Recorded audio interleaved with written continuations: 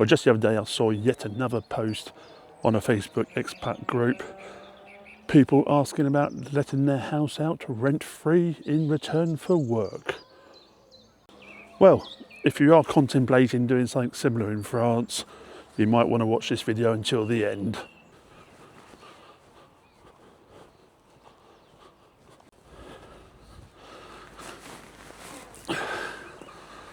Well, it all starts off with someone buying a house here in France that needs some work on it. So they travel back and forth, doing bits of work as they can. Time flies by, it doesn't really advance at the speed they wanted. What was planned to be finished in 6 months still isn't so, and the cost of travelling is mounting up. They think to themselves, what if I find someone to do the work in return for staying there rent-free? and you can see why people like the idea. On paper, it looks like a win-win situation. You get the work done, and someone gets to live in France free of cost. Who wouldn't jump at the idea? But once you start to look into it properly, it's not that simple. Because unfortunately, anything to do with rentals in France is never simple. Yeah, it doesn't quite work like that. Well, to start with, it's nothing to do with rent or no rent. It's the fact that someone is staying in your house. If it's a long-term period, it becomes their principal residence. If it's their principal residence, they become tenants. And in France, tenants have rights. So to start with, you can put a cross on those quick trips over for a holiday. It's their principal residence. And secondly, if you do want them to leave full time, it's not necessarily that easy. If they don't want to, it's going to become a process. And secondly, there is the idea that they will be doing some work on the house. Well, at least that's the general idea normally. But in reality, it can go drastically the other way. If you're wanting them to do some work on the house, the logic is that the property isn't completely up to spec. But in France and under French law, to have tenants in your house, it's better off having it up to spec. Because basically, your rent-free tenant can oblige you to do any work to bring it up to spec, i.e. double glazing, central heating, new electrics, whatever. Properly installed by registered craftsmen and at your cost. So instead of saving money, you could find yourself paying for more work than you planned for at a more expensive rate, and not necessarily when you planned it to happen. And thirdly, you actually have the work in exchange for rent part. That sounds very informal, but not in France.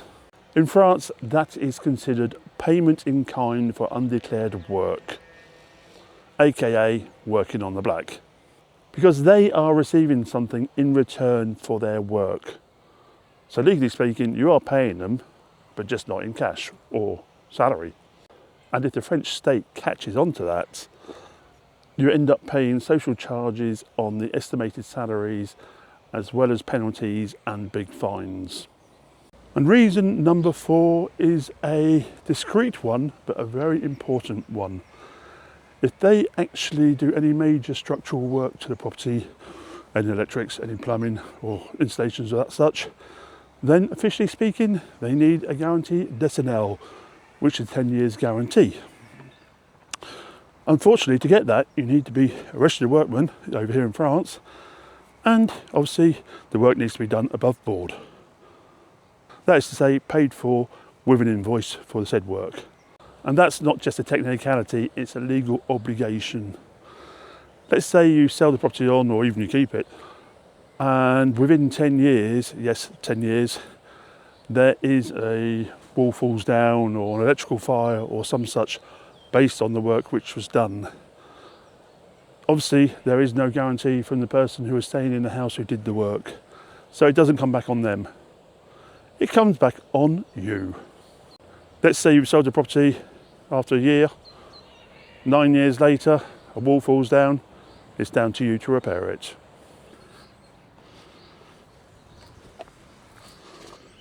You really feel that when it comes to the time of the sale, because that's when they start asking questions. Who did the work? Are there invoices? is there the 10-year guarantee. And if your answer is, Well, I had someone live in the house and do some odd jobs for me. it doesn't really solve the problem. And while we're at the no trees, that's where number 5 comes into play. The capital gains.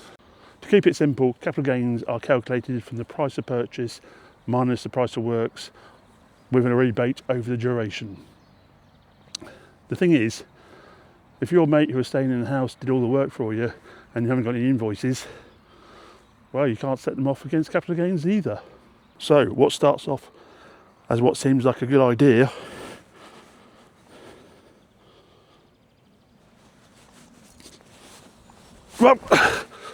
doesn't necessarily end up so. So what starts off seeming like a very good and logical solution, keeping the house lived in and moving the work forward and saving a bit of dosh on the side, can actually end up creating quite a lot of problems later on. I'm not saying it can't be done, it just needs to be done properly and planned from the beginning. If you are thinking about buying a house or selling one here in France, it's well worth talking to someone who understands the system. And that's why we've got this QR code up here. Scan that, fill out the form, and that'll come straight through to me, and I can help you in either looking for your property or, if needs be, sell it as well. So as always, if you like this video, click the old like, subscribe and bell buttons for me. It gets my videos out there. And if you don't know already, I'm Dan Newton, the French estate agent. À bientôt.